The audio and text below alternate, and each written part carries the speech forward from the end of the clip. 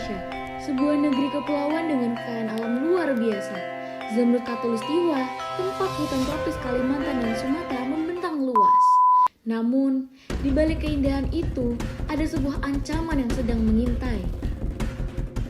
Ekspansi industri kelapa sawit tumbuh masif, digerakkan oleh ketamakan manusia, menjadikan negeri ini produsen terbesar sekaligus pengorban utama. Hutan primer digunduli, lahan gambut dikeringkan tanpa memikirkan hari esok. Hingga akhirnya, di akhir tahun 2025, petaka itu tiba. Kalimantan dan Aceh tewas luluh akibat lantak bencana diterjang yang melanda rangkaian bencana hujan alam. ekstrim yang melanda Banjir kota bandang Padang. menenggelamkan Korban bencana rumah, alam di sementara Sumatera. tanah longsor mengubur harapan. Tangis pecah di sepanjang aliran sungai, merenggut harta hingga tahun. Kajian ilmiah membuktikan ini bukan sekadar fenomena alam biasa. Ada korelasi nyata antara deforestasi sawit dan bencana yang melanda. Ruang ekologis bumi kita terbatas, tetapi sebagian pihak mengambil terlalu banyak.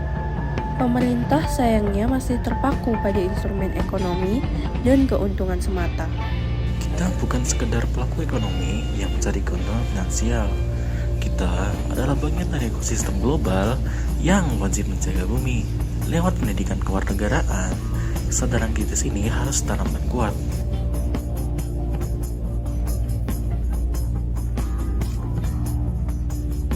Masyarakat tidak boleh lagi hanya menjadi penonton. Kita harus kompak bergerak, mengawasi regulasi, dan menuntut keadilan lingkungan.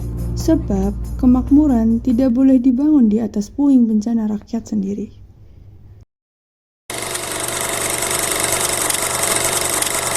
Tiga dekade terakhir, ekspansi perkebunan sawit mendorong berubahnya tata guna lahan dan hilangnya hutan di Indonesia. Di tanah yang dulunya hijau dan dipenuhi hutan-hutan, tetapi sekarang disulap menjadi kebun sawit. Lantas, siapa yang menanggung akibatnya? Tentu rakyat-rakyat kecil di sekitar yang terdampak. Ketika hutan dialihfungsikan, bencana pun datang tanpa aba-aba meluruh lantahkan segalanya. Rumah sebagai tempat berlindung, perkebunan sebagai tempat mengais rezeki, segalanya lenyap hanya karena ketamakan orang-orang. Tapi apakah orang-orang tamak itu peduli? Di balik angka produksi dan ekspor yang diagung-agungkan, ada wajah-wajah yang kehilangan akses pada hutan mereka. Tanah kehilangan untuk bernapas lega, serta hewan-hewan kehilangan tempat untuk tinggal. Lantas, apa yang harus kita lakukan? Seandainya suara rakyat didengar, mungkin keputusan lain bisa menahan kehancuran. Ketidakadilan yang serampangan ini harus ditindak dengan tegas. Namun, pada siapa rakyat dapat berlindung? Apabila pemerintah yang seharusnya menjadi pahlawan justru menjadi jalan dari porak-porandanya lahan.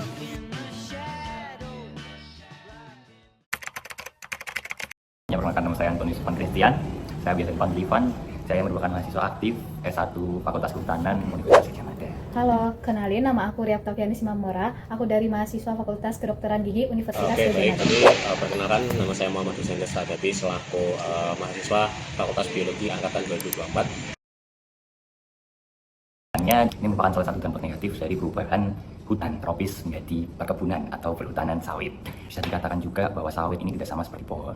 Sawit itu memiliki sistem perakaran yang lebih pendek dan tidak sedalam dari pohon itu sendiri. Selain itu dari bentuk strata tajuk ataupun dari lapisan-lapisan tajuk, untuk sawit ini tidak selebat ataupun sebanyak lapisannya itu dari pohon. Dan ketika hujan itu jatuh, tidak ada yang mengurangi kecepatan dari jatuhnya air hujan itu sehingga langsung menuju ke dalam tanah dan juga dapat mengakibatkan erosi dan juga longsor. Selain itu sedimen-sedimen yang terbawa ke daerah aliran sungai, baik dari hulu maupun ke hilir, ini dapat menyebabkan banjir seperti itu. Ketika terjadi ekspansi perkebunan kelapa sawit, tentunya akan menebang hutan maupun pohon yang ada di tempat itu sebelumnya, sehingga ekosistem dan tanah di sekitar tersebut menjadi rusak. Karena pohon yang seharusnya menjaga air dan tanah di sekitar tersebut menjadi hilang. Akibatnya dapat terjadi bencana seperti banjir maupun longsor. Itu sebabnya karena yang pertama, akar tumbuhan tersebut tidak bisa mengikat tanah di sekitarnya. Karena kalau teman-teman perlu tahu, sawit itu termasuk dari keluarga palem, itulah kenapa lahan sawit itu yang pertama tidak bisa mencegah banjir, tidak bisa mencegah tanah longsor, dan yang terakhir adalah tidak bisa sebagai tempat untuk hidupnya hewan.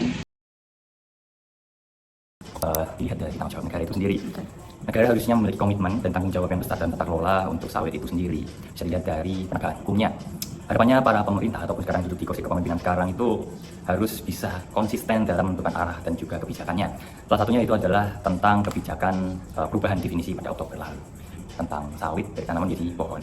Kenapa hal ini menjadikan kebijakan itu sedikit longgar? Karena yang saya katakan sebelumnya bahwa sawit ini tidak sama dengan pohon. Dan juga jika dilihat adalah konsistensi dari pemerintah itu sendiri tentang pembuatan kebijakan. Sudah terjadi ya tentunya. Sawit itu dikatakan suatu pohon ini akan bertentangan dengan UU nomor 18 tahun 2013, di mana pohon yang memiliki tumbuhan berkayu seperti itu. Dan ini akan bertentangan bahwa jika dilihat sendiri sawit itu bukanlah pohon berkayu. Jadi harapannya pemerintah juga memiliki konsisten dalam kebijakan-kebijakan yang diterapkan. Selain itu juga pemberian sanksi kepada masyarakat yang tidak memiliki izin ataupun izin ilegal harus diberikan sanksi yang bisa dibilang sanksi yang tegas ya. Negara, khususnya pemerintah, harus membuat regulasi maupun peraturan-peraturan yang akan melindungi hutan-hutan maupun ekosistem yang baik, sehingga ketika terjadi pembukaan lahan, khususnya untuk kelapa sawit, dapat dibagi atau kayak dicegah perusahaan massal gitu, sehingga ekosistem yang ada di Indonesia itu tetap terjaga. Selain itu, perusahaan maupun masyarakat yang ada di Indonesia harus turut bekerja sama dalam menjaga ekosistem yang ada di Indonesia. Sebenarnya salah satu pencegahan itu gampang. Pihak yang berada di atas, pihak yang memiliki kekuasaan, pihak yang memiliki suara paling besar dan yang paling konkret dalam menentukan sesuatu masalah, itu seharusnya menjadi pihak yang mengerti mana yang salah dan mana yang benar. Bahasa gampangnya, jangan pikirkan diri kalian sendiri, tapi pikirkan rakyat yang di bawah kalian juga. Tidak bisa dipungkiri lah, kita melihat sawit itu merupakan sumber devisi negara yang tinggi. Bagaimana cara menyeimbangkan, yaitu adalah dengan cara tata kelola yang baik dari pemerintah itu sendiri. Ketika tata kelola itu baik dan juga tidak mementingkan kepentingan pribadi ataupun golongan, menurut saya sawit ini bisa dimanfaatkan dengan maksimal, dengan hal yang terkontrol. Jadi harapannya itu adalah pemerintah ini menegakkan tentang sertifikasi adalah RSPO dan juga ISPO, yang dimana ini sertifikasi yang standar internasional untuk keberlangsungan praktik ramah lingkungan. Pembukaan industri kelapa sawit tentunya penting untuk perekonomian yang ada di Indonesia, karena dengan membuka industri tentunya akan menghasilkan pendapatan maupun uang dan membuka lapangan pekerjaan bagi masyarakat. Namun, ketika membuka industri kelapa sawit tentunya harus memperhatikan syarat yang ramah lingkungan, sehingga masyarakat di sekitar tetap mendapat lingkungan yang baik dan sehat. Dengan cara begitu, perekonomian tetap dapat berjalan lancar dan masyarakat tetap mendapatkan hak untuk mendapat lingkungan yang sehat. Dari hasil wawancara dapat disimpulkan bahwa pembukaan lahan sawit yang tidak terkendali sangat berkontribusi terhadap meningkatnya risiko bencana lingkungan. Karena itu, sangat diperlukan pengelolaan sawit yang berkelanjutan agar pembangunan ekonomi tetap sejalan dengan kelestarian lingkungan.